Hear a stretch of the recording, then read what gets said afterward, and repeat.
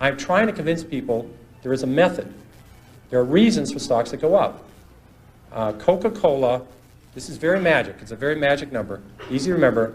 Coca-Cola is earning 30 times per share what they did 32 years ago. The stock has gone up 30-fold.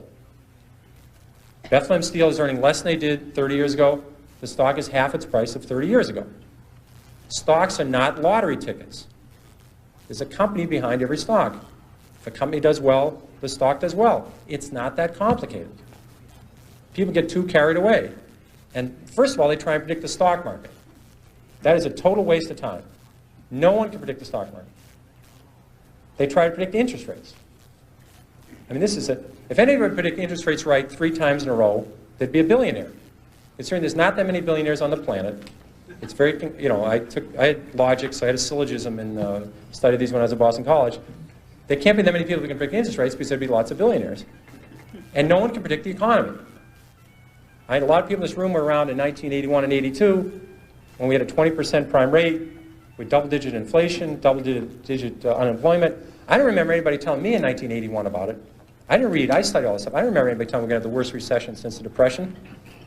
So what I'm trying to tell you, it'd be very useful to know what the stock market is going to do. It'd be terrific to know that the Dow Jones average a year from now would be X, that we're going to have a full-scale recession, or interest rates are going to be 12%. That's useful stuff. You never know it, though. You just don't get to learn it. So I've always said, if you spend 14 minutes a year on economics, you've wasted 12 minutes. And I really believe that. Now, I have to be fair. I'm talking about economics in the broad scale, predicting the downturn for next year, or the upturn, or M1 and M2, 3B, and all these M's. I'm talking about economics. To me, is when you talk about scrap prices. When I own auto stocks, I want to know what's happening to used car prices. When used car prices are going up, it's a very good indicator. When I own hotel stocks, I want to know what hotel occupancy is about.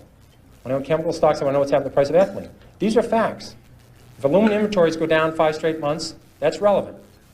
I can deal with that. Home affordability, I want to know about when I own Fannie Mae or I own a housing stock. These are facts. And economic predictions are a total waste.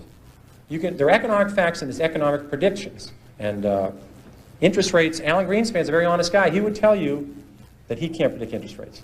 He could tell you what short rates are going to do in the next 6 months. Try and stick them on what the long-term rate will be 3 years from now.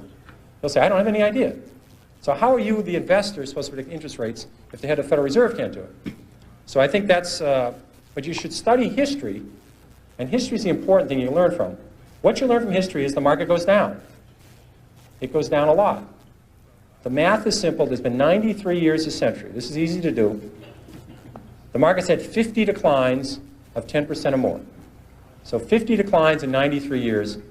About once every 2 years, the market falls 10%. We call that a correction. That means, that's a euphemism for losing a lot of money rapidly. But we call it a correction. And so 50 declines in 93 years, about once every 2 years, the market falls 10%. Of those 50 declines, 15 have been 25% or more. That's known as a bear market. We've had 15 declines in 93 years. So every 6 years, the market's going to have a 25% decline. That's all you need to know. You need to know the market's going to go down sometime. If you're not ready for that, you shouldn't own stocks.